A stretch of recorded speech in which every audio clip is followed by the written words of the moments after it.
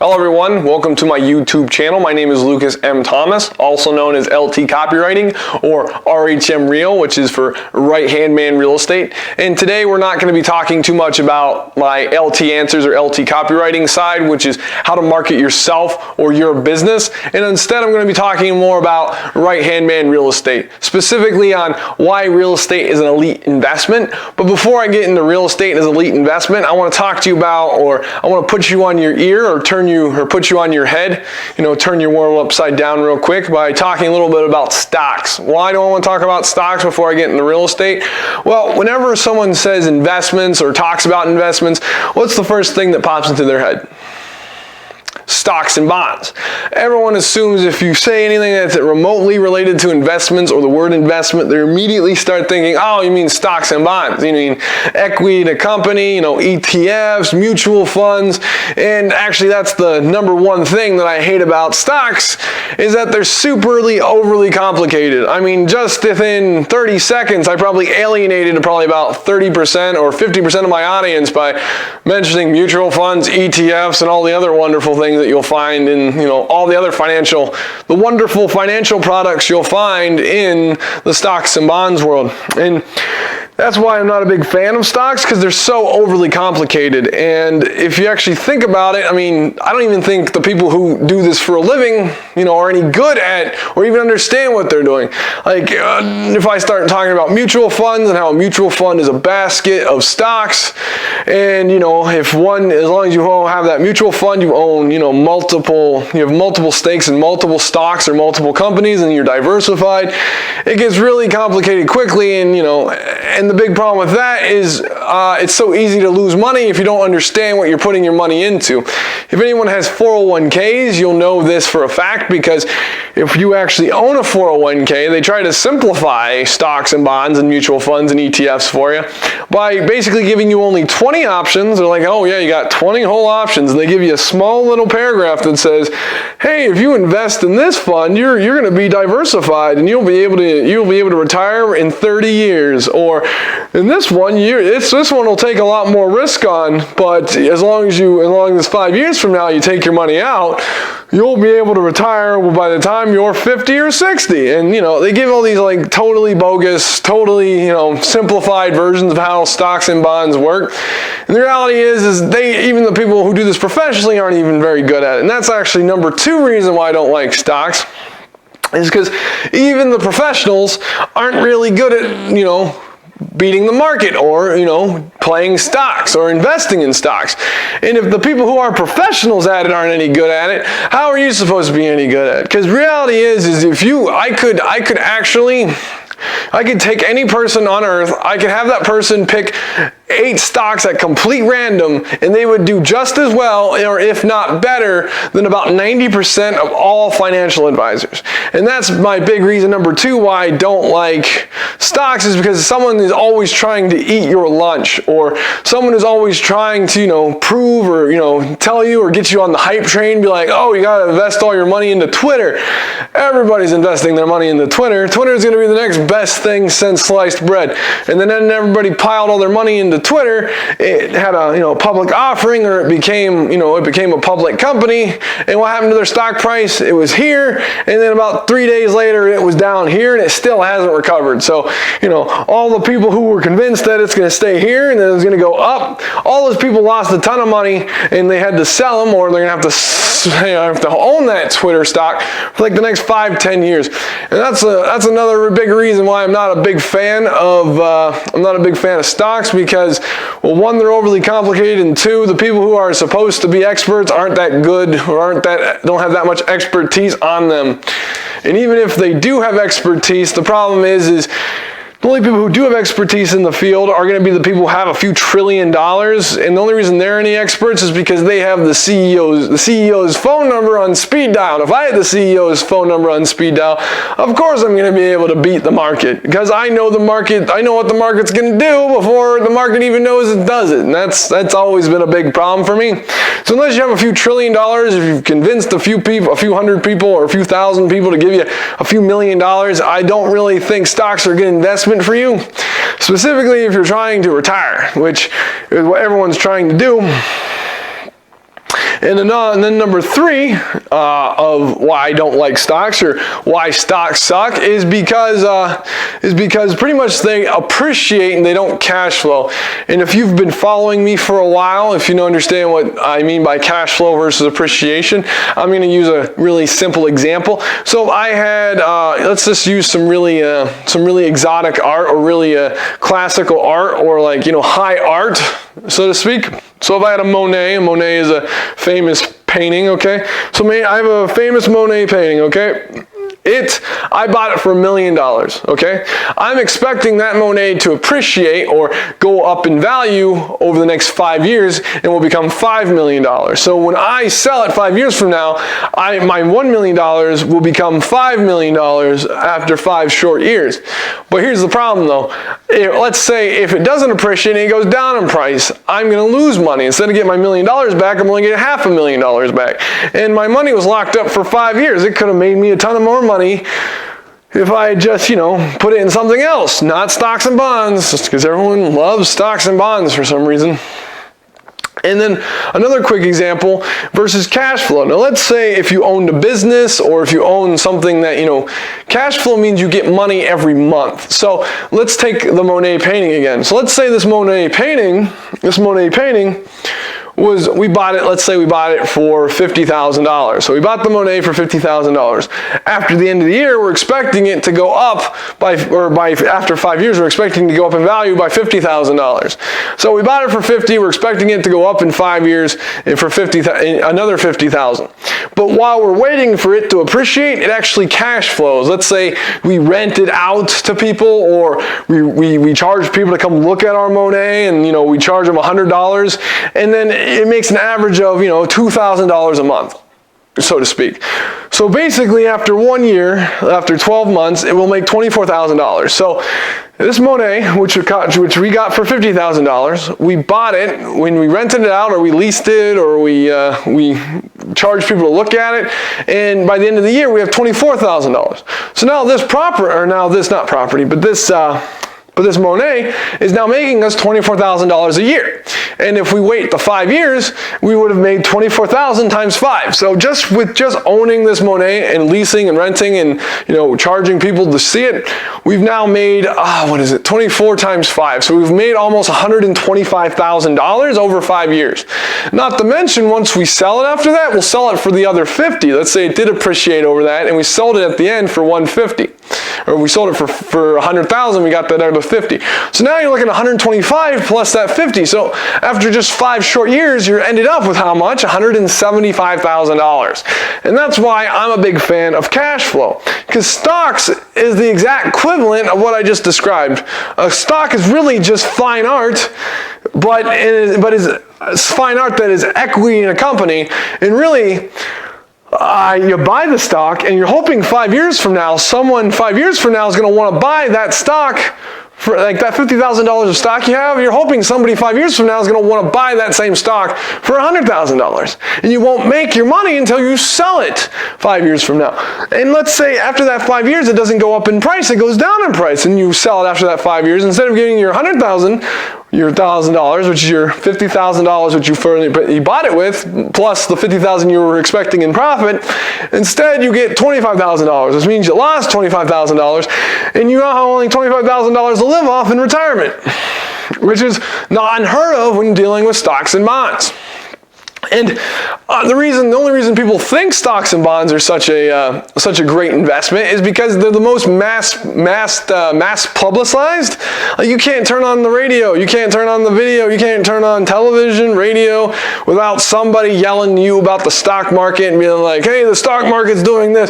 If you don't put your money right now into the stock market, you're losing out. Everyone's missing out if you don't put your money."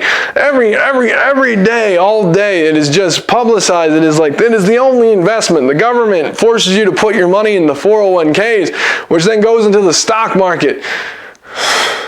Like, instead of having pensions, your monies are turned into 401ks or IRAs, which then get put into the stock market. Every sort of investment is ending up in the stock market. So it's this complete insanity right now of, it's like, and they completely wipe off the face of the earth. They're like, well, there aren't any other investments. There's just always stocks and bonds. Well, the reality is there's a lot more than stocks and bonds. There's real estate. There's starting your own business. There's investing in other people's businesses. There's venture capital. There's all sorts of cool ways to make money or make returns that are, twice, 4 or 5 times as much as a stock. And the reality is they're probably a lot more fun because, stocks are really boring. You buy it and then you're hoping to God, you pretty much just wait 5 years and after the 5 years, like, oh, I'm going to sell it. And that's pretty much it. And if you really want to scare yourself, look at your stocks and see how they fluctuate every day. And you'll be like, oh my God, I lost 5%. Oh, I gained 6%. Oh, I lost 5%. And that's pretty much going to be your existence for every day until you sell the silly thing. And it's really nerve-wracking. So you should never actually do that because, you might end up crying because you're like, oh my God, I can't take the constant fluctuation.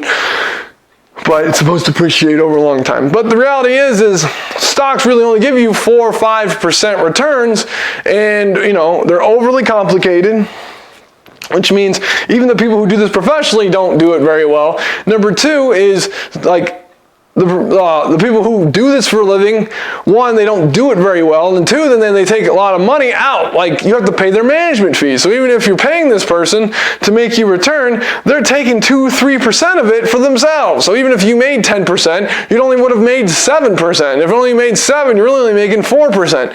And 4% is not that great of a return, especially in this market. Actually, 4% is actually really great in this market. Nothing right now makes any money for anybody except for real estate as an elite investment, which is what we're going to talk about now. But I just wanted to let you guys know, because every time I start talking about investments, people's either eyes glaze over or they always start thinking, well, stocks and bonds are the end all be all, nothing is better than them. Don't talk to me about anything else.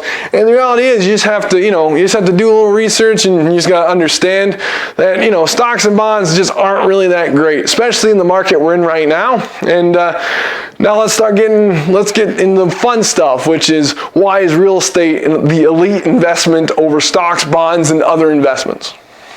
Now, why is real estate so special compared to all other investments? Well, like with stocks, which are overly complicated, or businesses, which are also overcomplicated, or, have all those tax laws, and there's a lot of work involved. Real estate is super simple to understand, and this is why a lot of people don't know about it, because they don't put it on MSN or the financial channels. They don't talk about it very often because it's so simple and it's so easy. There's just not much to talk about as an investment, because the reality is quite literally there's only 2 steps and they're very simple. I mean anyone can understand this, and it's not hard. Number 1, you buy a property. This property, of course, can be a single-family home, a condominium, or townhouse. Sometimes people like to get multiplexes, a duplex, a triplex, or a fourplex. And some people like to get apartment buildings. But reality is all you have to do is buy a property. Number 2, see, that wasn't so hard. That wasn't too complicated. Number 2, all you have to do is rent the property out. That's it. That is as hard as this investment goes. So remember how we were talking about the Monet painting? Remember how it appreciated as well as cash flowed? Well, this is how real estate, now replace the Monet painting with a property. The property, you rent it out for, income every month that the renter pays you, and then the house appreciates over time, just as the Monet painting does. And that's as simple and as easy as it gets. It's not that hard, and the best thing about having this property is there's actually 5 different things that make this really great is number one is tax breaks. You actually can write off if you bought this property on a mortgage, or if you own this property with insurance, you can actually write that off, as well as if all your expenses. So if a dishwasher breaks, so number one is tax breaks. Number two is tax write-offs. Because number two means that if, hey, guess what? Something broke, I had to buy a new dishwasher and I had to install it and it cost me $300. Now, if you have a normal job, such as you go to a job from 9 to 5 and you make $100,000 a year and you have to give $25,000 of that to the government, well, guess what? You don't have to anymore, because let's say at least $300 of that, like let's say if your dishwasher breaks, $300 of that will now be write-offable towards your personal income. And instead of having to give them $25,000, you only have to give them $24,700, which is a great reason, and is a great reason to own a property, just so if you do need tax write-offs or heavy tax write-offs, real estate is a great way to do it. And then three, once again, they cash flow, which means that you're going to get this income every month as long as it's rented. So even if something goes bad, because there's several things that can go bad in this, but really it's buy and rent. And even when something goes bad, it's just you buy and rent. You just rent and rent and rent again until you want to sell it. And that's really all there is to it. But even with the bad ones, such as you have to evict somebody, in Arizona, evictions are really simple. They can take less than a month, or they can take a little longer, and they're not that expensive. I've found people who will do them for $126, and I found people who do them for $250. But the reality is evictions aren't that hard. They don't take that much time. So even if you have to evict somebody, you lose a month and a half of income to get it rented to somebody else. So even when something bad happens, you still make money. And the thing is, you don't have to put any more of your money in, because you just use the money you've already collected to cover all the costs of what has already happened. And then two is the insurance. So even if your property, becomes, incapacitated, you can actually have the insurance company pay parts of the rent to cover you while you're fixing it up or evicting someone. There's all sorts of ways to, stay away from having your property going belly up. And the reality is most properties never do go belly up. And then number four is the fact that you actually have a physical asset. So a physical asset means a stock is a piece of paper, and nobody cares about your piece of paper. It can go up in value, it can go down in value, but by the end of the day, if it becomes worthless, nobody cares. But even if a house becomes worthless, you can always resell it. So even in the days where, hey, my house burned down, not only will you get paid out by the insurance money, you can actually sell the house to a real estate investor who will buy it from you, rebuild another house, and then they'll sell it to somebody else. So even when the entire world goes wrong on a real estate or investment property, you can pretty much make out, and it's going to be a win. And you tell me any company that's gone bankrupt and their stock's gone completely down, it's worth nothing. You tell me someone is going to come to your house and be like, hey, I want to buy your worthless stock. No one's going to do that. And even number five is even if you go into pre-foreclosure, once again, you could sell the house. Once you get equity, you can sell the house before it gets foreclosed on. And even if it goes to auction, you can actually make money off of the auction, because legally the bank, so let's say you had a $150,000 house and you owe $80,000 on it. If the bank sells your house for $120,000, legally they're gonna take that $80,000 and they're gonna pay off the loan, and then they have to give you the other $40,000. So even if you're getting auctioned off and foreclosed on, you still might make money. Now you tell me any other investment where everything can go horribly, horribly wrong and you can still come out on top. You tell me one and I will be there and we will buy it together. So that's number one. That's number one of why real estate is an elite investment compared to all others. And let's get into number two, What is reason number 2 that real estate is an elite investment? Well, another big thing, it's a lot less risky than other investments. Stocks are extremely risky because, they fluctuate all the time and they might not be there tomorrow depending on, what you're invested in. And then number 2, even starting your own business is extremely risky because about 50% of all businesses fail in their first 2 years. About 75 to 80% all fail within their first 5 years. So that's why there's a big thing. I mean, if you want to, fail, then you want to start your own business. Or if you want to, take your risk or gamble in the stock market, you can. But real estate, it's really, really stable. I mean, come on, you have to think about this. So you're buying a property and you're renting it. Are people ever going to stop renting your property? Is there ever going to be a time that someone doesn't need a place to live? No. So that's why it's a lot more stable, because no matter what happens, someone's going to rent your property. And if it burns down or something bad happens, like we talked about before, you can get to collect the insurance money and you can sell it or you can rebuild it. You can do all sorts of cool things. But the reality is it will never not rent. And then number 2 is it's really stable because the market, it doesn't really fluctuate like the stock market because, people can value your house more or less, but the reality is it doesn't really, it's always steadily moving up. It's not like there's going to be huge drops between tomorrow and the next day. Like even over years, it doesn't really change by that much. I mean, but even if you go back in time when they started, following real estate or following the asset prices of real estate, you'll find that real estate has been appreciating, consistently over the last, 50 years. The only exception, of course, is the 2008 financial crisis.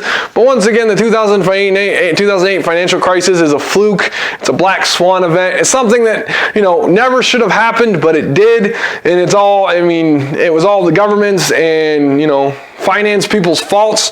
But if you try to blame them, you really can't. But the reality is there's only been one fluke out of the last 50 years. There's only been one fluke out of the last 50 years. And now that fluke has been corrected, it's going to take another 50 years for one to populate again. And the reality is they're pretty easy to find. It's going to be like, oh, hey, guess what? If I go into a mortgage broker and I say, hey, I make $1 million, even if I don't make $1 million, and that mortgage broker says, yes, let's get you a house. That's when you're in a financial or a housing bubble, and you should sell everything, and you should sell every house you own. Or if you like your rental income, just maintain and just like, I don't really care what my house is worth because I'm going to own this property for the next 30 years. And that's why real estate is an elite investment because once again, it's less risky because no matter what you do, it's always going to rent. And number 2, it's always going to appreciate, even in really crazy markets. Because really the market has already come back and it's already back to what it was in 2008. And it's only been about 10 years. So even if you had lost a bunch in the financial crisis, you still wouldn't be in bad shape because just in these last 10 years, they've jumped considerably, like almost 25. It's been double digits for like the last 10 years. So that's why even when, once again, real estate, even when the worst happens, you can still make money on it. And that's why real estate is a really great investment, because you find any other investment that even when you fail, you make money. Once again, if you find one, I will help you invest in it, and we will go to town. But until then, real estate is going to be the number 1 in my book. Now let's talk about reason number 3 of why real estate is the elite investment. Reason number 3 is cash flow. And if you've been following me in any capacity over the last month or through my articles over the years, you would know that I love cash flow. And if I was given the choice between a big pile of money and cash flow, every time I would choose the the cash flow. Why? Well, I always equate, there's always this misconception with a lot of people. If I was given the offer, or if you were given the offer of $100,000, which is the big pile of money, versus $10,000 over the next year, which one would you pick? Most people, for some strange reason, would always want to get the $100,000 right now. Maybe it's because they think they're not going to get the rest of the money over the next 12 months. Maybe it's like that old instinctual, one bird in hand is better than two in the bush.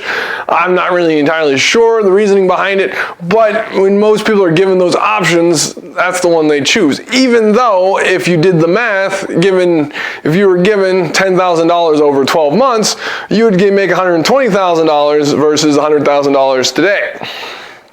And that's actually a big question you have to ask yourself. Why would you? But for me, I'm a bigger fan of cash flow. Why? Because, I like to use the example of food. Would you rather have a big pile of food, or would you rather have consistent food given to you over time? Or to be safe, let's say, would you rather have someone who could hunt food and give you food consistently, or would you rather have a big pile of food but no one who can go out and hunt and get you new food? So even in that scenario, you might have this big pile of money, but eventually that big pile of money or that big pile of food is going to run out, and then what are you going to do? You're screwed.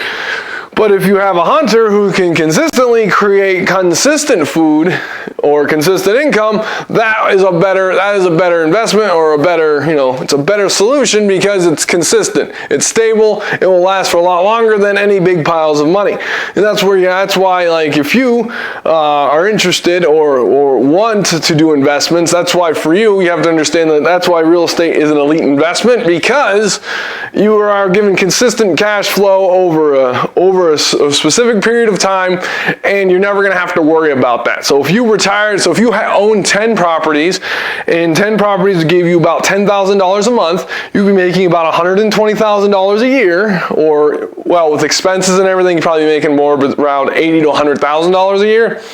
So you'd be making $80,000 to $100,000 a year every year for the rest of existence, or until they stop renting. But once again, like we talked about before, there's never going to be a time where you cannot rent your property. People will always need a place to live, and you will always have a place to rent to them. And that's why for you, cash flow is for being real estate, that makes it an elite investment because, of course, cash flow, period.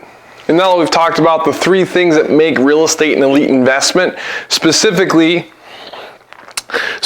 how simple it is compared to other investments such as stocks, where make absolutely no sense to anybody, even the people who are professionals at the business, or to starting a business, which takes a lot of expertise and a lot of risk, which is actually reason number 2 that real estate's an elite investment, because it's actually a lot less risky than, once again, those other investments that we talked about, such as stocks, which, are really volatile. And if it could, too many times that everyone follows the hype, but then it turns out, and then the hype breaks, and then your $200,000 is now $150,000 or $100,000 or $0, depending on how awful the company's been with their books. And then there's businesses as well, which are extremely risky, because in the first 2 years, about 50% of all businesses fail in their first 2 years, and about 80 to 90% of them fail after 5 years. And that's why real estate is a lot less risky, because people will always rent from you, and you'll never have a day where you won't be able to make money off your property, either through selling it or renting it. And then there's reason number 3, which is cash flow. Once again, like we talked about, if you lease it, there'll never be a point where you'll never have cash flow coming out of the property unless you take a loan on it. But in reality, you're always going to have a way to make money off this property through renting it, or you can actually lease it out as an assisted living home. There's all sorts of crazy things you can do with real estate, and that's why, once again, it is an elite investment. Let's pull all this together. Let's put all this together to come up with the final reason why real estate is an elite investment. The final reason is passive income. What does that mean to you? It basically means that you could own these properties, and you could be the landlord yourself. You could lease them out to people that you could lease them out to complete strangers using Craigslist and for rent signs. But the truth is, You don't actually have to do any of this. There's actually a very well-established and stable market of property managers who will do this for you for a living. I happen to be one. I own my own property management company known as Right Hand Man Real Estate through the brokerage West USA. And that is how I help my clients, make money. But that's the best part is if you hired me or if you hired a property manager, you could essentially live in Fiji or live overseas. Like many of my clients, they live overseas and they don't actually live here, and they barely talk to me, and they don't think about me, and the only time they ever have to get a hold of me is for tax information. So really, you only have to talk to me once a year. But other than that, all they really do is collect the paycheck every month. So and most of them, they either started out buying 1 or 2 a year, they turned them into rentals, and they did that for 10 to 15 years, and after 30 years, they had about 10, 15 properties that all made my clients, between how much?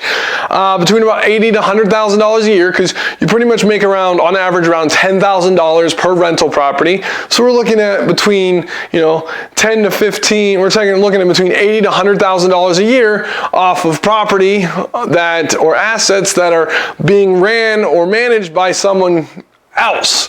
And as long as that person's competent, you will have that money every month. So really all you have to do is continuously buy properties, rent them out, and then have a property manager. But if you have a property manager, the property manager can help you find them. The property manager can help you if you have your own right-hand man in real estate like myself. I'll be able to, or my company will be able to help you find them, help you rent them, and we'll even be able to manage them for you. So it's completely passive income. And that's why real estate really is the elite investment, because it's so well established. It's one of the world's oldest business models. Pretty much you own property, you own land, and you rent it. That is as old as time.